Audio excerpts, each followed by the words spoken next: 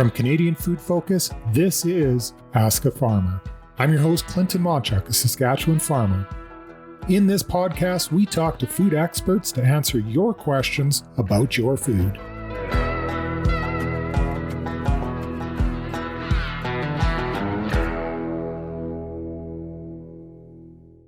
Well, welcome everybody to today's podcast. We have with us Jake Legui. So today we're going to be talking a little bit about soil health. And I think there's a lot of conversations that sometimes happen, whether it's on the science side or consumer side about soil health and how that actually impacts our food and really food not here in just in Canada, but really globally. But before we get into that, I think it'd be a great for all the listeners out there to just understand a little bit more about who you are. So, Jake, you want to just give us a background to your experience, your education, and kind of where you're at right now with your farm? Sure. I graduated from university in 2010. I got a degree at the University of Saskatchewan in agronomy, minor in ag business. And I'd been farming while I was in university, had a half section, kind of to get my feet wet and get some experience and that sort of thing. And so came home to the farm. I've been full time ever since, but full time also involved another full time job for a while, as long as I could kind of manage that. And I guess currently today we're a third generation family farm here. We farm about 15,000 acres. We grow canola, durum, hard spring wheat, lentils, peas, and flax. We dabble in some other things here and there depending on the year. And we farm kind of in between Weyburn and Fillmore, and kind of all around those two towns. So yeah, I farm here with my wife. I got three young sons. Also farm with my older sister, my dad, and my brother-in-law is married to my younger sister, just to make things extra confusing. And then we've got a couple of full-time staff and some seasonal staff as well. So So really the focus of the discussion today is trying to understand a little bit about the soil and the health and what farmers do to kind of make sure that that soil is being either regenerated or staying healthy so we can actually continue grow food here in Saskatchewan and around Canada. Now, one of the things though that has kind of tweaked the interest a lot of consumers is the fact that you're hearing stories, you see some things on social media about the degradation of some of the soils and I've seen some articles talking about the depletion of nutrients from the soils and in some of the different areas around the world. And I think it's good for consumers to understand what farmers are actually doing to limit or actually do the opposite with the soils. And that's why, Jake, I know you're kind of more of the cutting edge new technology farmer. Do you want to talk a little bit about what your farm does in an effort to protect the soil and try to build some of those healthy attributes for your soil? yeah, I mean, soil health and regenerative agriculture and all of that are huge topics, and they encompass a lot of area. And of course, with anything this, in a discussion like this, of course, there's a lot of myths and misconceptions about what farmers are doing and how we're looking after things. So I think maybe what I'll do to answer that question is to first kind of point out what the long-term vision of our farm is, because I think it's similar to most farms. I mean, our vision is pretty simple on our farm. It's to create the opportunity for the fourth generation on the farm. So, I mean, that sounds simple, but to actually build a business that survives to generation four, I mean, the statistics aren't that good on that, right? Most businesses don't make it to number three, let alone four. So we're trying to overcome that. And then at the same time, we're also trying to make things better for the incoming generation, just as my dad did for me and his dad did for him. That's what makes agriculture and farming so amazing as industries. We have this inherent implicit benefit to long-term planning, to long-term management, to making things better over time. And so when I think about soil health on our operation, that's what comes to mind first is how do we make both our soils and our farm's balance sheet stronger for generation four? I don't want to leave them in the same shape they were in when I started farming. I want to make them both better. And the thing that's awesome about farming is the two go together. If we do a good job of managing our soils, our balance sheet will benefit from doing that because we'll grow better crops or we'll save money on inputs or some combination thereof, right? So I think what I need to go back to on improving soil health is one of the most basic aspects out in Western Canadian agriculture, which is the elimination of tillage, which happened to varying at varying points in different farms over the years. On our farm, it started happening in the late 1980s and kind of finished up around that early 90s. And of course, with any major changeover in technology and management, it takes a while, right? You know, you need to get the right equipment in place, and then you need to figure out how those management practices work in your given area. So one of the things about agriculture is what I kind of call a hyper locality of it.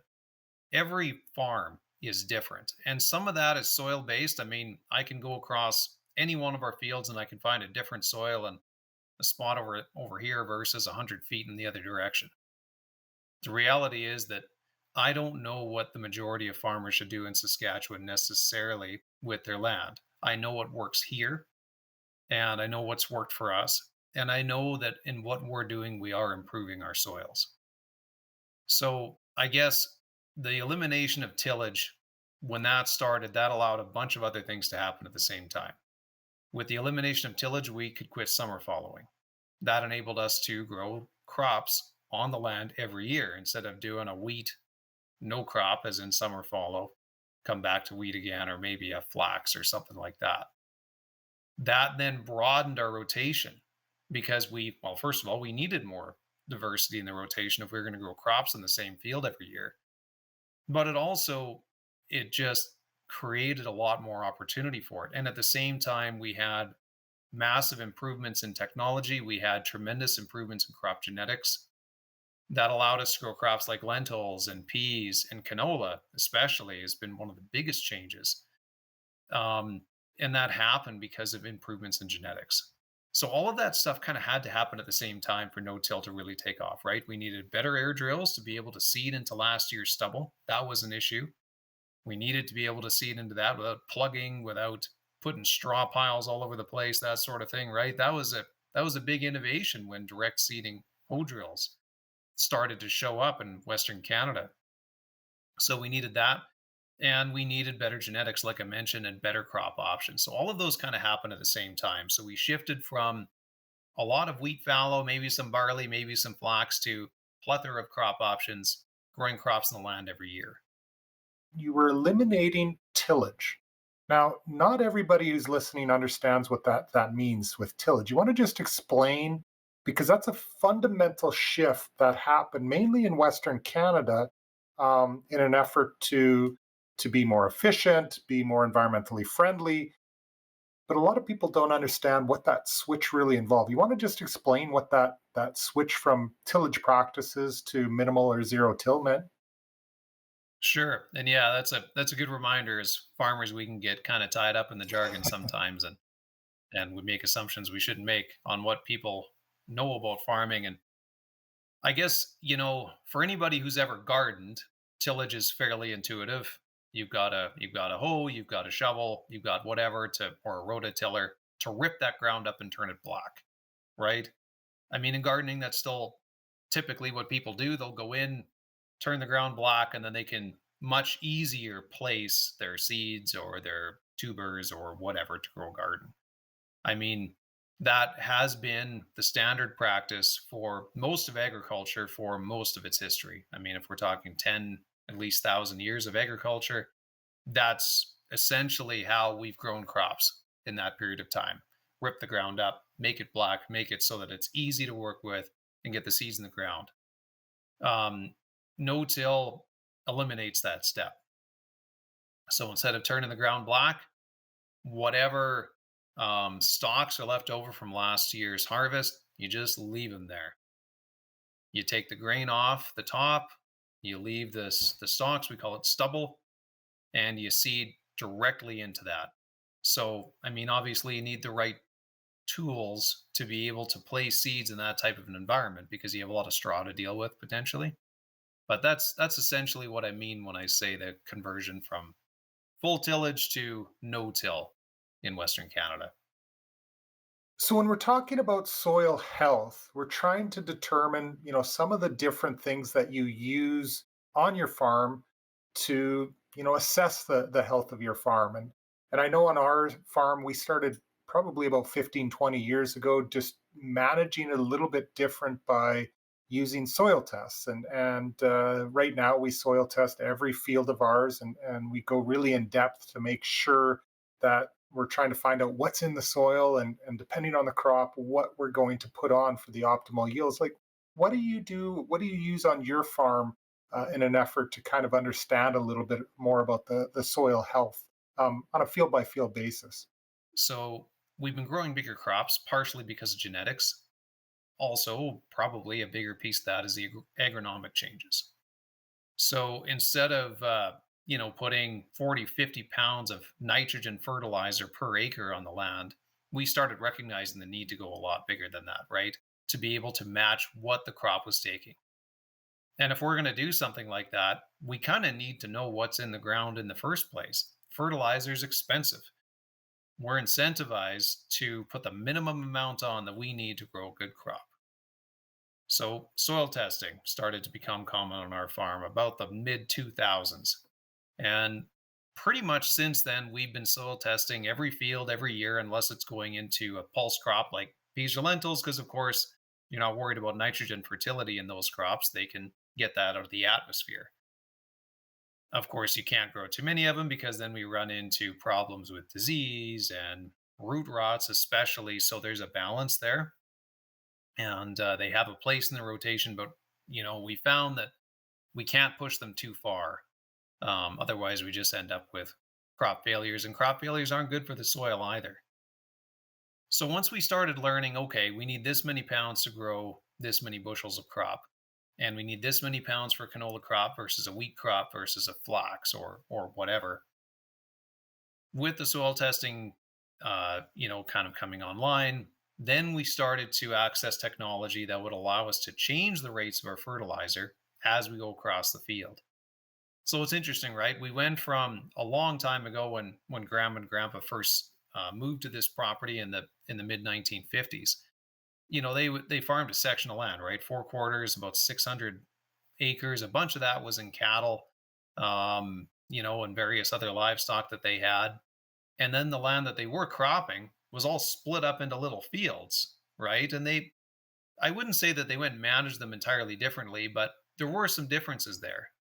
Our fields got bigger. We kind of consolidated a lot of those little fields into one. But now we're actually going back and being far more precise than anybody ever has in any time that any of this land has been farmed by changing the rates as we go across the land, changing the rates of nitrogen, changing the rates of phosphorus, even sulfur to a degree. We're changing the rates of our seeding rates as well to try and control our plant populations in different parts of the field. All of these innovations, of course, again required technological change. So our air drills needed computer software built in that we could use to make these changes happen automatically. Now, you might think, well, why can't you just do that manually? And that sounds like a great idea. But when you sit in a tractor for 16 hours, you might remember to drop that fertilizer rate when you hit that saline spot because nothing's going to grow there anyway. And then you go a half mile down the field and realize you forgot to turn it back on.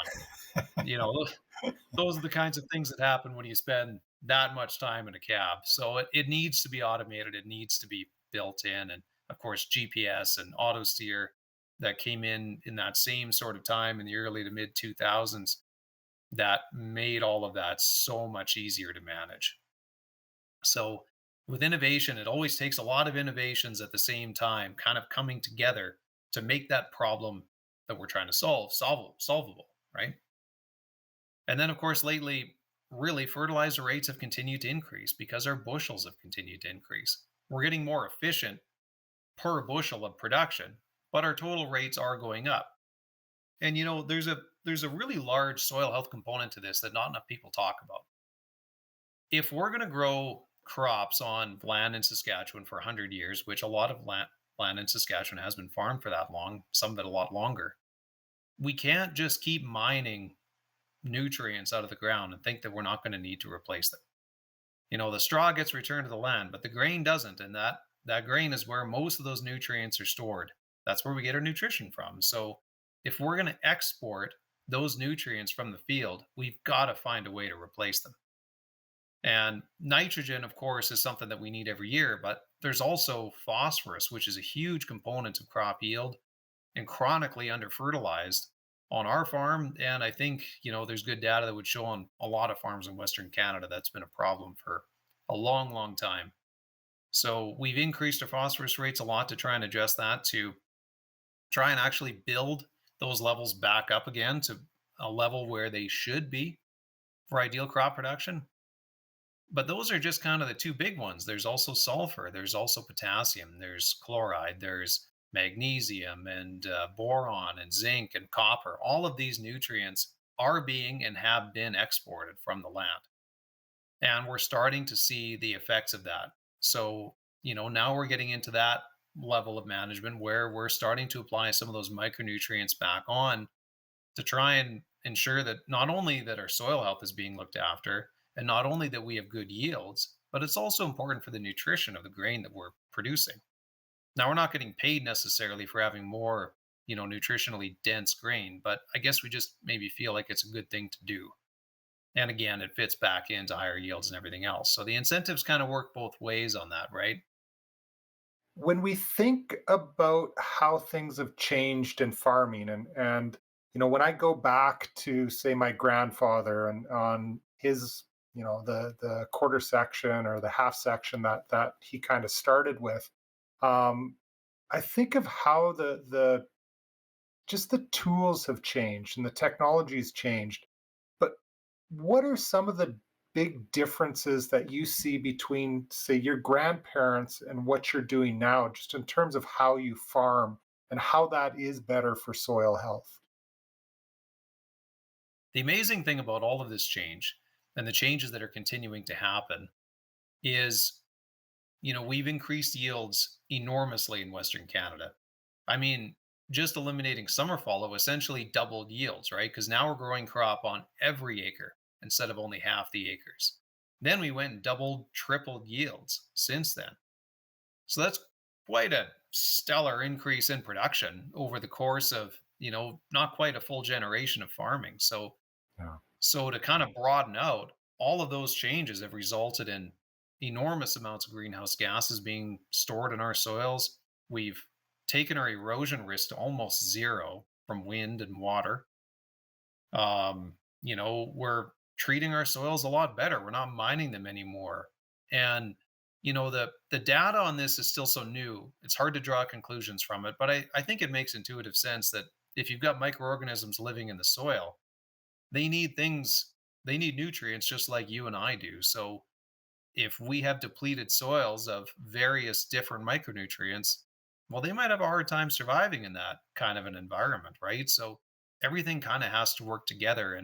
And so when I think about soil health and I think about what's regenerative, what's improving the soils, it's a lot different than I think what a lot of people think about, which is often eliminating fertilizers and eliminating crop protection products and all of that stuff. I think the data shows the opposite. We need to replace what we're removing at least, and probably make up for a lot of the stuff we've been mining for the past century without replacing. And we need healthy crops.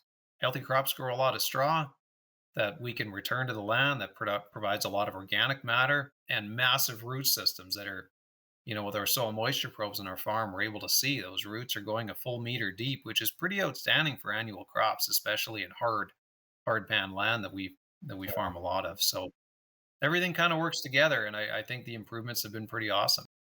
So I know on your farm there's a ton of different decisions, and I just think, we're in the planning process now for our crops that we're going to be growing in the spring, and there's tons of different factors that get put into which crops are going to go on which fields, and you're trying to look at the markets and whatnot. But Do you want to explain what goes into your crop rotations, and why you use that, and what the benefits are for soil health? Because we know there's a lot of different benefits, but one of them is soil health. And do you want to just explain a little bit more of how you determine the cropping rotations, and what that really means for your own farm? Yeah, I mean, so we're pretty fortunate in this part of Saskatchewan that we can grow a lot of different crops. Mostly for us, it's a matter of trying to narrow it down into rotation that we can actually manage. Now, I hear a lot about monocropping, and there are areas that do it where it's just one crop. I mean, it might be corn on corn on corn on corn on corn, and you know, I it's hard for me to comment on that because I don't farm where they farm. But where we farm, we see a lot of benefits growing a lot of different crops. I mean, first of all, some of it's economic, right? Some crops handle drought better than others. Some crops handle wet weather better than others. You know, we don't know going into the year what kind of weather we're going to get. So it makes a lot of sense to grow crops that can handle both types of conditions. So that's sort of one of the primary reasons. And then, of course, also it gives us lots of ability to hedge different market conditions. You know, sometimes one crop might be a star, and that might be flax, it might be canola, it might be durum. Well, I don't know that at the start of the year more than anybody else does. So by growing a bit of a diverse rotation, hopefully one of the crops we're growing will be that star this year. Or at least hopefully we've broadened out enough that we haven't picked anything that's going to hurt us too bad if it ends up being, a dog, right? So those are a couple of the reasons on a broader scale why a diverse rotation makes sense and why I like having it. But it's also beneficial for the soil. And there's a few reasons for that. I mean, when the prairies got broke, you know, timing differs, but say 100 years ago for this area, it was natural grassland, right? Now, there were a lot of different grasses in there. Different parts of the land might have different species as well, like little shrubs and those sorts of things. Now, we can't replicate that with the crops that we're growing. We're growing annual crops, we're taking them off every year. The only way to replicate a natural grassland would be to go back to having grazing animals on it. And that's just not the type of farm that we run. So hopefully the thinking is with a diverse rotation, we can kind of capture some of that diversity. It just in different years. So say, on our home section here, we might grow last year it was spring wheat. This coming year it'll be canola. The year after that we might put it into peas. Then we might go back to a wheat or a durum or something like that. Then we might go to a flax. We don't have uh, I guess a prescription of this crop, then this one. We sort of vary it year to year depending on the field because some fields grow a great lentil crop and don't do so well with peas, and sometimes it's the opposite. So, it does change a bit, but generally speaking, we try to have a good break between different types of crops on our fields to get the diseases that could have been living in that crop, get them out of there to make sure that we, can confuse our weed spectrum a little bit by hitting them with different products, different timings, and then also different competitive ability of the crop, right? A lentil crop is not competitive. Weeds can overtake and kill that crop in no time if we don't have the weeds well under control at the start of the year. Whereas durum or canola or spring wheat, those crops can really outcompete weeds if you can get them ahead of them. So, there's a few advantages there as well to having a diverse rotation. So part of the conversation was about some of the changes in practice, and this leads to our fun farm fact for the segment around the environment. So back in 1990, Saskatchewan soils actually emitted around a half a million tons of carbon into the environment, and looking at the new numbers as of 2020, so 30 years later, we're actually sequestering, we're putting back into the soil about 12.8 million tons of carbon, which is similar to taking off the road 2.8 million cars. And I think of, this fun farm fact is great, and I see some advertisements now in airports and stuff like that about it. Um, this is phenomenal when you think of the efforts that have been done truly by a few of those practices that you talked about, changing, adopting new technologies. And it kind of gets to a little bit of the, I guess you could say, romanticized view of the past, right? So there's a viewer vision that the way farmers did things in the past, it was better. But truly, we're doing a really large part trying to sink that carbon back into soils and be proactive to be more environmentally friendly. And just on that note, what are some of those environmental benefits that you actually see on your farm as a result of these, practices that you're changing up? Yeah, well, that's an outstanding statistic, and I think it goes to show, you know, what kind of advancements you can see over a relatively short period of time when farmers can see and seize opportunities to make things better. For me, I think the biggest thing that I've noticed over the past decade that I've been a little more than a decade, I guess, that I've been farming is resiliency. I mean, when we get droughts now, and I mean, there are droughts that there's so little rain, there's nothing you can do about it, right? But when we get those 1 year flash in the pan droughts where, we go from 10 inches during the growing season of rain last year to 3 inches this year, we've had a couple of those. And generally speaking, we kind of sneak through them. There's enough soil moisture built up from the previous year that the profile is full, soil moisture profile is full, and the crop can root down and get into that moisture. I mean, what's amazing about that is, back in the 80s when we had a lot of droughts, dad talks about various years in there where they had almost zero production. And I know that in 2021, there was a lot of farms in a similar situation, but in the 80s, it was far more common. And the reason why is because they had to till the ground black before they could go seeding. And when it doesn't rain after all that, the crop just isn't coming up. It needs moisture out of the sky to get going. And what's been really cool to see in some of these years, especially when we haven't gotten those rains after seeding in May and even early June or middle of June, the crop comes up anyway. It's absolutely amazing. Like you think that the wind is drying the soil down to the bottom of that furrow, and it kind of does, but moisture just seems to wick its way back up. And you just get enough to get that crop germinated and emerged. And like I said, there's limits, but what we've seen in some of those really dry years has been outstanding and probably, you know, 4 or 5 times the yield that dad would have expected to see in the 80s. So I think a lot of that comes from, good soil health. If we didn't have good soil health, we'd have clumpy, hard, ugly soil that the seeds wouldn't get into contact with, right?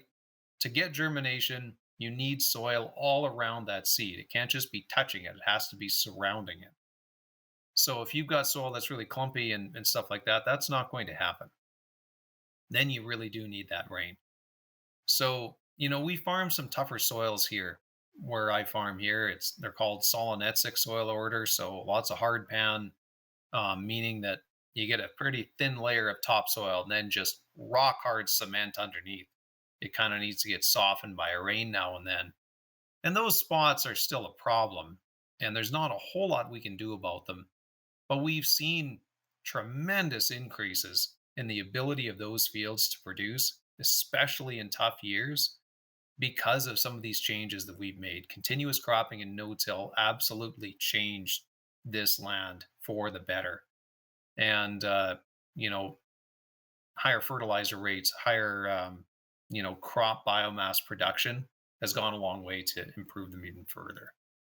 It kind of adds to that resiliency of the soil when you can leave it where it is and allow it to build and actually do what it's supposed to do. And truly, like you said, before we started breaking it for farming practices, it was doing exactly that to produce grass for bison that grazed across the lands here, right? So one of the things that and you had mentioned it a little bit in your earlier discussion, was around the biotechnology and some of the changes in genetics. How do you feel that's influenced a lot of what you can do on your farm, and the productivity that you have right now versus generation before. Yeah, well, and this is a subject that a lot of people have some concerns about. People have been pretty uneasy with biotechnology and in crop breeding for a long time. I mean, we've had genetically modified crops now for, oh man, 20 years. Yeah. So it's been a long time, more than 20 years. So, I would like people to know, to understand that have skepticism about it, that we grow these crops because we choose to. There is a common misconception that somehow farmers are forced into growing them, and that is absolutely not the case. The only genetically modified crop that we grow on our farm right now is canola. It's also happens to be the single largest acreage crop on our farm, and we choose to grow it. We could choose not to grow it. There's other crops we could grow instead, but we choose to grow canola because it is one of the most resilient crops on the farm. It isn't always the most profitable. In fact, it tends to place sort of in the middle of the road for us, profitability wise. But it's the consistency that we get out of that crop that we really love. The ability to control weeds. Um, if canola hadn't gained the Roundup Ready trait way back when in the mid 1990s, and more lately, there's piles of glyphosate resistant canola out there, different companies, different products. There's lots of competition in that market, which is great. And then we also have glufosinate resistant canola. These two products, if we didn't have them, we still wouldn't be growing canola. We'd be relying on herbicides that simply don't work in this area to try and grow that crop.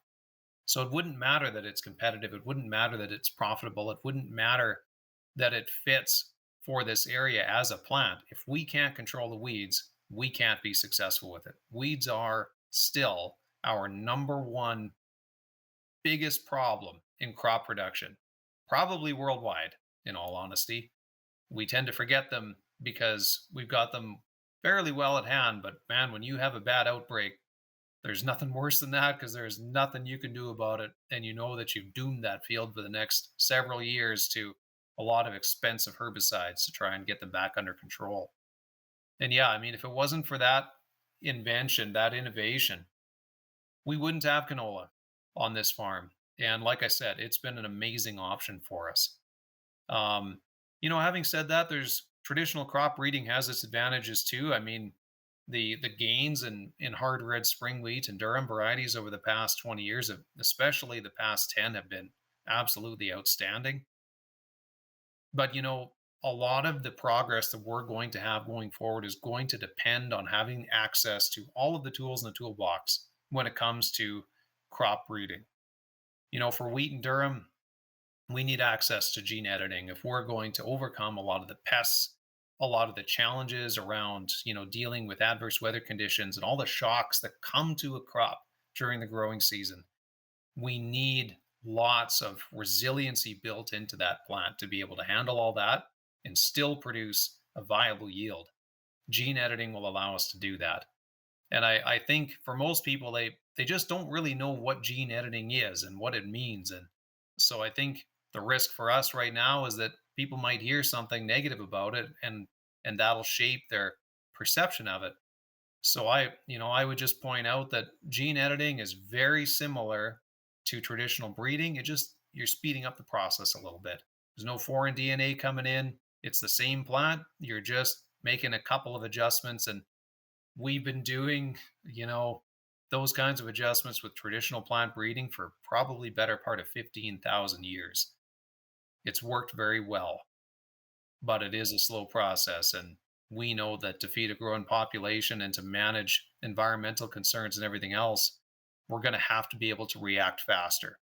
And to be able to do that, we need access to gene editing. And it is also a shame, that genetically modified crops have kind of fallen out of favor because of the cost of producing them. The regulations around them make it so expensive to develop a variety that companies just aren't interested in it. And the only companies that can are the absolute largest ones in the world.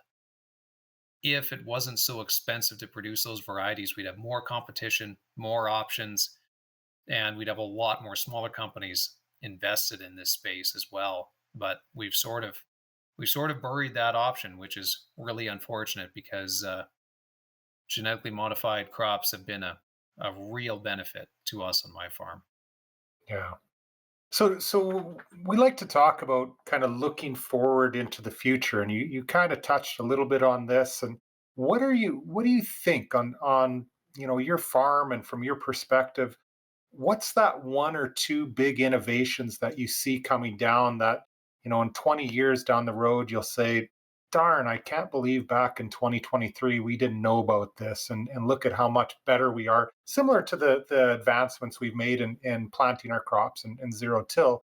Do you see some of that innovation or one of those key points that's going to fundamentally change the way we farm going forward? Yeah, I mean it's that's a big question because there's some things that we can kind of see coming, and then there's unknown unknowns that we have no idea what's coming that'll shape Canadian agriculture in the future. But some of the things that I can see that could be really positive, both for the environment and our own pocketbooks on our farms, is optical spot spraying.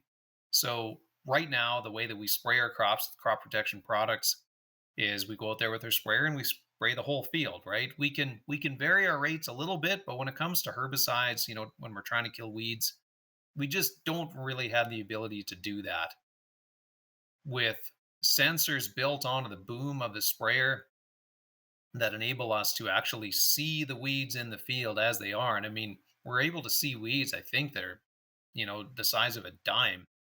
That's pretty amazing for a sprayer that's going 12 miles an hour or more across the field. That's amazing technology. And the next step to that, of course, is being able to identify weeds inside a crop canopy. That's been sort of the holy grail of spray production, like spray technology, for 30 years. And it feels like we're getting really, really close to being able to do that. I think that's going to be challenging in narrow seeded broadacre crops that we grow here, like wheat and canola. I think it'll be a lot easier in corn, for example, just because you have more Right. space to work with. But if we can ever get there, that'll reduce the amount of crop protection products we apply by a tremendous amount. I mean, Yeah. it could cut it in half. It could cut it by more than half. I mean, some of the data that's come out on burn off, when we go out initially before seeding to control the weeds in the field, some farmers are reporting a reduction of 90% in how much herbicide they're applying on certain fields. So, and not only that, we're actually doing a better job of killing the weeds that are out there, Mhm. because with a little one, you don't need that much chemical to kill it, but the big ones, you need a lot. And right now, we're trying to pick that happy medium to go across the field. And those big weeds, we're just not killing them. And that's creating a lot more concerns about weeds becoming resistant to herbicides, which is a huge issue. So if we could go out there and when we see those weeds, we could really, really smack them with a good rate, that would be tremendously positive. So I think that's one of the big things technologically that's going to change. And that kind of goes into the whole idea about sensors and where we're going with that. And I think there's a lot of potential there. We have a number of weather stations throughout our farm that tell us, rainfall, soil moisture, soil temperature, air temperature, leaf wetness. All of these things are built into that suite of sensors.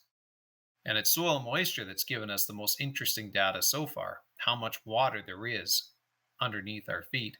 And no, we don't irrigate, but still, what that allows us to do is make data driven, probability based decisions when we get in season about what else we should add to that crop to give it more potential or to help it live up to its potential given the weather conditions that we've had. I think we're just at the beginning of what we're going to be able to do with that kind of technology. If we can get more sensors, more reliability out of them, and understand what the data means better, over the next 20 years, I think we're going to see a lot of change in how precisely we are managing our crops in the field as a result of all that. Excellent. Well, this was a great segment to have, and I appreciate you, Jake, for being with us today on Ask a Farmer. It's just great to kind of go through some of the changes that you've made, how soil health is a top priority, and we thank you for being part of the program and just sharing your own farm with all of our listeners today. So thank you very much. I want to thank you for taking the time to listen to our Ask a Farmer podcast. We at Canadian Food Focus value the input from our listeners and ask that you share this podcast with your friends and family. Remember, this is a two-way street, so we seek your input for future segments that are of interest to you about food and farming. To do this, please click on the Ask Us icon at the top of our website, CanadianFoodFocus.org. While you're there, feel free to follow our numerous social media links and sign up for our newsletter. This segment was produced and edited by Angela Larson, research and writing by Dorothy Long and Penny Eaton, music by Andy Elson. I'm your host, Clinton Monchuk, and from all of us here at Canadian Food Focus, we wish you good health and great eats.